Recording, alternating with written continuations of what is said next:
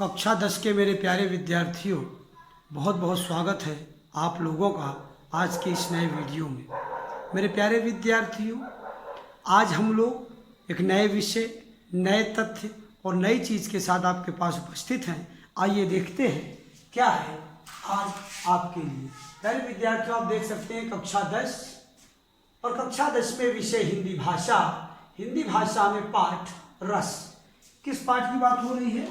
पाठ रस की बात हो रही है और रस के भाग 1 की बात आज हम लोग करने वाले हैं। इसका मतलब है कि रस विषय पर आज हमारी शुरुआत होने वाली है या हो रही है। पाठ को प्रारंभ करें इसके पूर्व हम आप सबको धन्यवाद ज्ञापित करना चाहेंगे ऐसे बच्चों को जो लगातार वीडियो का अवलोकन कर रहे हैं, उसके बाद कमेंट बॉक्स में अपना नाम, क्लास और सेक्शन लिख रहे हैं, क्योंकि आपके अटेंडेंस लिए जाने का एकमात्र माध्यम, आपका हमारे साथ जुड़े रहने का एकमात्र माध्यम, आप हमारे परिश्रम का पूरा लाभ ले रहे हैं यह जानने का एकमात्र माध्यम केवल और केवल कमेंट बॉक्स में आपके द्वारा लिखे गए आपके क्लास नाम और सेक्शन से ही है।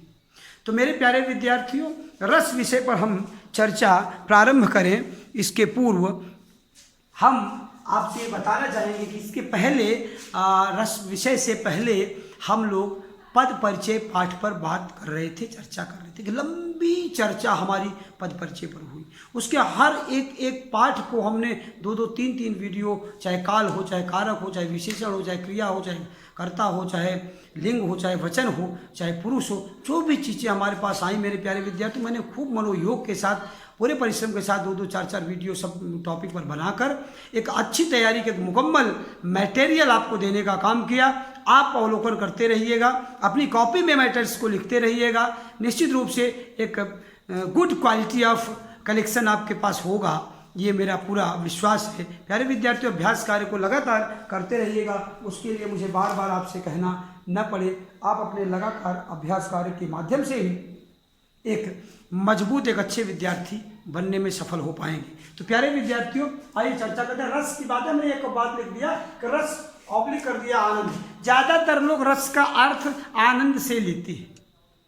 बात करते हैं रस की उत्पत्ति कहाँ से होती है। इस बात की अगर हम बात करें तो रस की उत्पत्ति में आपको प्यारे विद्यार्थियों, यहाँ मार्कर्स हमारे पास रेड ब्लैक दोनों है, हम दोनों का प्रयोग करके रस की यहाँ पर आप करेंगे रस की उत्पत्ति कहाँ से होती है। वास्तव में रस की उत्पत्ति जो होती है वो कहाँ से होती जानते हैं? वो होती है संगीत से। पहले इस बात को जाना जाता था कि संगीत में ही रस की प्राप्ति होती है, आनंद ही रस है, ऐसा कुछ लोग कहते हैं। तो क्या है? आनंद ही रस है। क्या है? आनंद ही रस है, ही रस है। ये अभिमय सत्यता की बात पूर्णतः ये सच है कि नहीं, इस पर चर्चा नहीं। हम आपको कह रहे हैं कि एक मेंटलिटी, एक थ्योरी बनी हुई थी कि रस, आनंद ही रस है। ये रस की जो उत्पत्ति है वो संगीत से होती है। और संगीत की पहली चर्चा आप यहाँ देख सकते हैं, दुनिया में संगीत की पहली चर्चा जो होती है वो कहाँ होती है? संगीत की जो पहली चर्चा होती है वो होती है सामवेद में।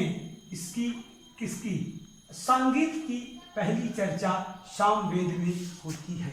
ये आप ध्यान रखेंगे।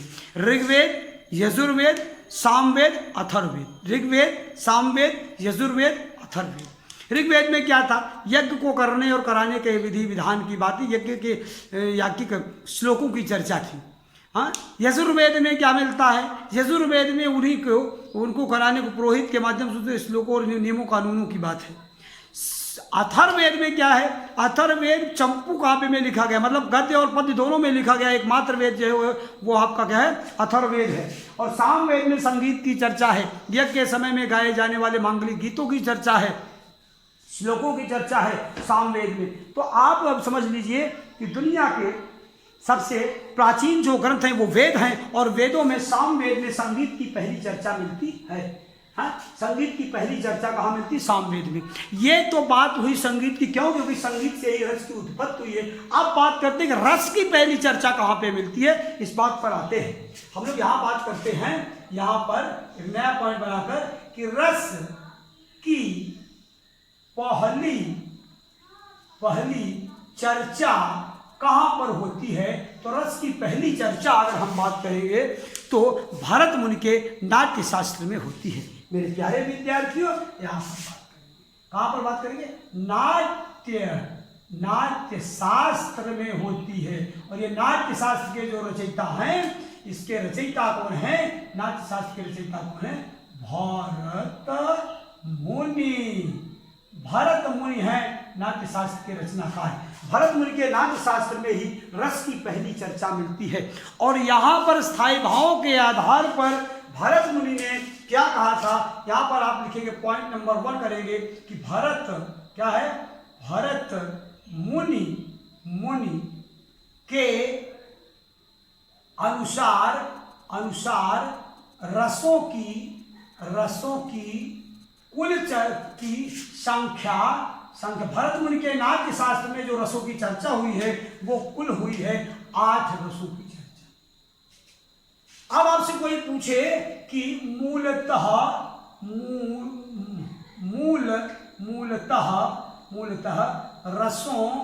रसों की संख्या हाँ क्या करें, कितनी है? अगर ये बात होती है आपसे क्वेश्चन, तो आप कहेंगे मूलतः रसों की संख्या कितनी है? 9। अब एक तीसरा पॉइंट बनता है यहाँ पर कि रसों की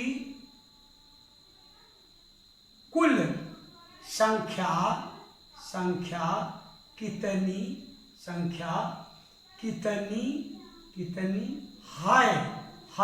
अब यहाँ पर आपको उत्तर आता है, आपका क्या आता है? 11 रसों की चर्चा। आपका जो 9वां रस है वो 9वां रस कौन सा है? यहाँ पर बात करेंगे कि नौवां रस किसे कहते हैं? उत्तर है, आप यहाँ पर देखेंगे, शांत रस को 9वां रस कहते हैं। और इसी शांत रस के 2 उपभेद हैं। कौन कौन? यहाँ पर देखिए, वात्सल्य रस, और ये है भक्ति। कौन सा? भक्ति रस। मेरे प्यारे विद्यार्थियों, शांत रस के ही 2 उपभेद हैं। कौन कौन? वात्सल्य रस और भक्ति रस। इसी वात्सल्य रस और भक्ति रस को मिलाकर रसों की कुल संख्या जो हो जाती है वो 11 हो जाती है, लेकिन मूलतः रसों की संख्या कितनी है? 9 है। भरत मुनि के नाट्य शास्त्र में रसों की संख्या कितनी थी? 8 थी। तीनों पॉइंट्स के डिफरेंट को आप समझने की कोशिश करिए। मैंने व्याख्या के साथ यहाँ समझाने का कार्य किया है। मैंने आपसे क्या कहा कि भरत मुनि के अनुसार, मतलब उनके नाट्य शास्त्र में, भरत मुनि के नाट्य शास्त्र में रसों की कुल संख्या कितनी बताई गई? 8 रसों की चर्चा की गई है। मूलतः रसों की संख्या 9 है। अब ये जो 9वां रस है, ये 9वां रस कौन सा है? शांत रस को ही 9वां रस कहा गया। यहाँ से आप एक बना के यहाँ पर संबंध आप दिखा सकते हैं कि 9वां रस जो है वो 9वां रस कौन सा है? क्वेश्चन है, शांत रस को 9वां रस कहते हैं। इसी शांत रस के जो 2 भेद हुए, वात्सल्य रस और भक्ति रस, ये है वात्सल्य रस और भक्ति रस के आधार पर रसों की कुल संख्या कितनी हो गई? 11 हो गई। मेरे प्यारे विद्यार्थियों, मुझे पूरा विश्वास है, पूरी आशा है कि जिस मनोयोग से, जिस तत्परता से मैं आपको इस चीज़ों को बता रहा हूँ, उसी तत्परता के साथ, उसी मनोयोग के साथ आप इस बात को अध्ययन कर रहे हैं और आज आप इस बात को समझ भी रहे होंगे। आपको कोई भी डाउट रस को समझने में नहीं होना चाहिए। कभी भी ये क्वेश्चन नहीं आना चाहिए कि ये 8 क्या है, 11 क्या है, 9 क्या है। रस 8 कब है, रस 9 कब है, रस 11 कब है, इस सब की चर्चा हम आपसे इसीलिए स्पष्ट रूप से कर रहे हैं। तो ये बात आपकी समझ में आनी चाहिए। आगे की बात करें, यदि हम आपके पंडित विश्वनाथ की बात करें, पंडित विश्वनाथ रस की एक परिभाषा देते हैं। रस की परिभाषा की बात करें, यहाँ पर हम लोग लिख दे रहे हैं परिभाषा। क्या लिख दे रहे हैं? परिभाषा। परिभाषा जो है रस की वो क्या है वो देख लीजिए। क्या कहते हैं कि वाक्यम, क्या कह रहे हैं? बोलो ये वाक्यम रसात्मकम काव्यम, वाक्यम रसात्मकम काव्यम, काव्यम अर्थात रस से युक्त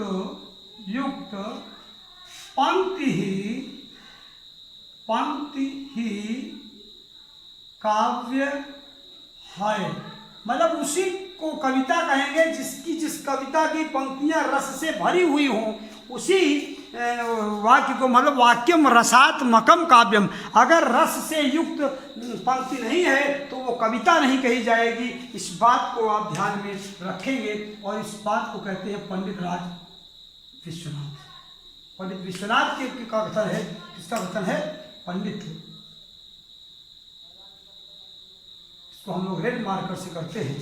प्यारे विद्यार्थियों, ये आप यहाँ पर आपकी अगर पाठ्य पुस्तक की बात हम लोग करें तो निश्चित रूप से आपको मैं बताना चाहूँगा कि आप अपनी पाठ्य पुस्तक में देख सकते हैं। यहाँ पद परिचय के पश्चात ये आपकी से चर्चा जो हो रही है, ये लगातार रस पर चर्चा हमारी जारी है आपसे। यहाँ पर देख सकते हैं आप, ये जो है रस की चर्चा आप यहाँ पर देख सकते हैं पाठ्य पुस्तक में। यहाँ देख सकते वो कह रहे वाक्यम रसात्मकम काव्यम, वाक्यम रसात्मकम काव्यम। इस बात की चर्चा आप यहाँ देख सकते हैं कि पंडित राज विश्वनाथ कहते हैं। तो हम आपसे पहले भी कह रहे हैं कि यहाँ पंडित क्या है? पंडित राज विश्वनाथ की ये परिभाषा है कि वाक्यम रसात्मकम काव्यम, ऐसा वाक्य जो रस से युक्त हो। रस से युक्त वाक्य ही क्या है? काव्य है। ऐसी बात कौन कहते हैं? पंडित राज विश्वनाथ कहते हैं। लेकिन रस सिद्धांत के प्रणेता भरत मुनि अपने नाट्य शास्त्र में रस की क्या परिभाषा देते हैं, हम उसकी चर्चा यहाँ करना अति आवश्यक समझते हैं। क्यों? क्योंकि जब हम भरत मुनि के रस की परिभाषा का अवलोकन करेंगे, यहाँ जो दूसरी एक तो परिभाषा ये रही, पहली हो गई, यहाँ पर हम दूसरी परिभाषा की बात करेंगे। किसकी परिभाषा की बात? ये हम लोग भरत मुनि की परिभाषा की बात करेंगे। तो भरत मुनि जी क्या कहते हैं, आप ध्यान से देखिए। कह रहे विभावानुभाव, क्या करें? विभावानुभाव, हाँ क्या करें? विभावानुभाव, हाँ व्यभिचारी, क्या? व्यभिचारी,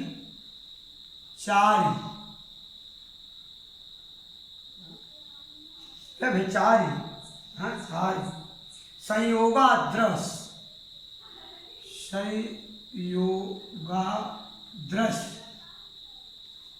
संयोगाद्रस निष्पत्ति, क्या कह रहे हैं?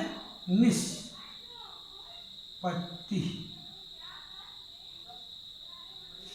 ये है किसकी परिभाषा? ये है भरत मुनि की परिभाषा। भरत मुनि अपने नाट्य शास्त्र में रस की जो परिभाषा देते हैं वो यही देते हैं। अब यहाँ आप लिख सकते हैं अर्थात, क्या लिख सकते हैं? अर्थात। इसका मतलब लिख सकते हैं, भरत मुनि कहते हैं विभाव अनुभाव व्यभिचारी।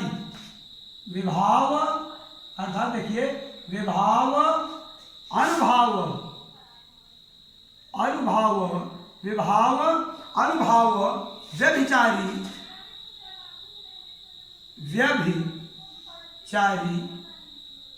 भाव अनुभाव व्यभिचारी अथवा संचारी। इसको दो नाम है, व्यभिचारी या संचारी भाव भी कहते हैं। संचारी, यहाँ पर करें संचारी, हाँ भावों के संयोग से पुष्ट होकर, क्या कर रहे हैं? भावों के संयोग से पुष्ट माने मजबूत होकर, हाँ पुष्ट या मजबूत होकर, क्या होता है? होकर स्थायी भाव रस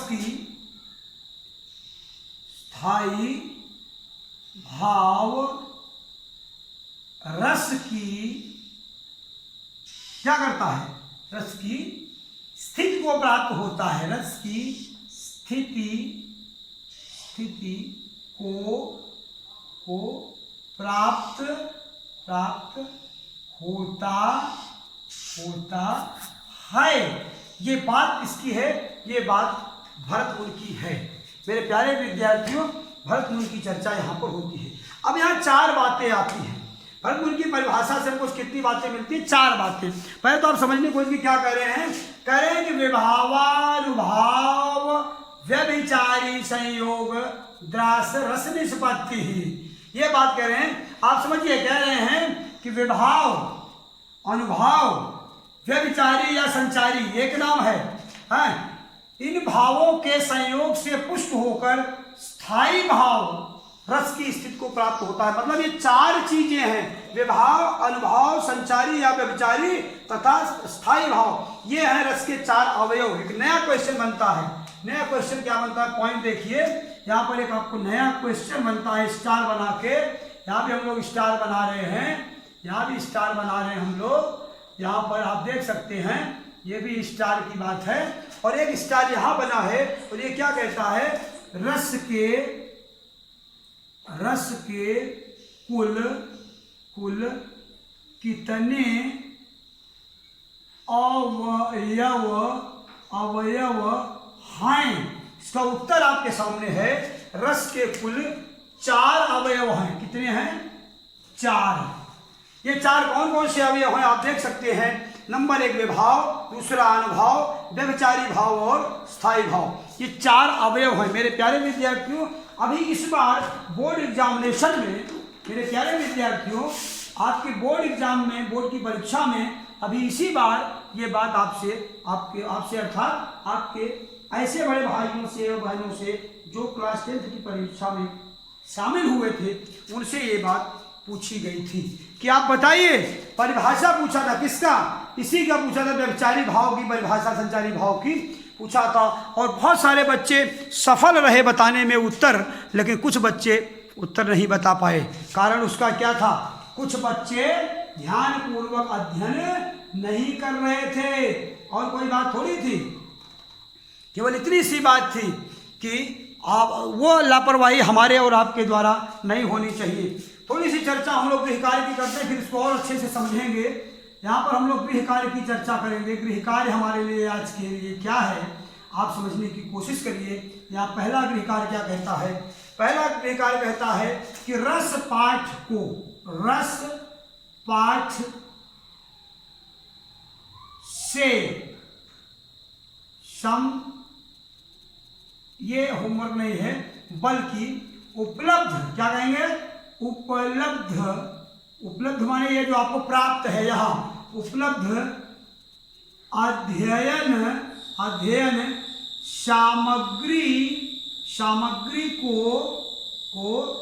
अपनी भाषा की, किसकी भाषा की, कहाँ? कॉपी में, भाषा की कॉपी में लिख कर याद करें। बहुत ही इंपॉर्टेंट पॉइंट्स आपको मैं रस की उत्पत्ति वेदों से लेकर आपकी चर्चा भरत मुनि के नाट्य शास्त्र में, और ये सारी बातें मेरे प्यारे विद्यार्थी वही पॉइंट्स हैं जहां पर बच्चों को डाउट रहता है। आपके सारे डाउट क्लियर होते चलें, ऐसी मेरी कोशिश है। तो इस बात को आपको लिखते रहना है और याद करते रहना है। कॉपी में लिखकर याद करें। दूसरा होमवर्क आपके लिए क्या कह रहा है वो आप देख लेते हैं। दूसरा होमवर्क देखिए क्या कहता है। दूसरा होमवर्क कहता है कि पाठ को क्या करें? कम से कम 2 बार अवलोकन करें तथा अध्ययन भी करें। इस बात को आप ध्यान रखेंगे। आपको पाठ को 2 बार पढ़ना भी है। यहाँ क लिखना है, अच्छे से लिख दे रहे हैं बेटा हम। ये है कम। तो प्यारे विद्यार्थियों को इस बात का ध्यान रखना है कि कम से कम वीडियो को अवलोकन 2 बार करना। 2 बार मैं क्यों कह रहा हूँ? क्योंकि एक बार अगर कोई चीज़ मिसप्लेस भी होती है तो दोबारा आप पढ़ेंगे, आप वीडियो को सुनेंगे, देखेंगे तो आपको समझ में आ जाएगी बात। प्यारे विद्यार्थियों यहाँ देख सकते हैं आप क्या है, ये देखिए उपलब्ध अध्ययन सामग्री को अपनी भाषा की कॉपी में लिखकर याद करें। अर्थात ये उपलब्ध अध्ययन सामग्री जो है ये रस का अर्थ, रस की उत्पत्ति कहाँ से होती है? संगीत से। संगीत की पहली चर्चा सामवेद में। फिर कह रहे रस का अर्थ क्या है? आनंद ही रस है, ऐसा पहले लोग कहते थे। आगे कह रहे रस की पहली चर्चा नाट्य शास्त्र, भरत मुनि के नाट्य शास्त्र में। इसकी रचनाकार है भरत मुनि। नाट्य शास्त्र क्या है? ये संगीत शास्त्र की पुस्तक है। भरत मुनि के अनुसार 8 है संख्या। मूलतः रसों की संख्या 9 है।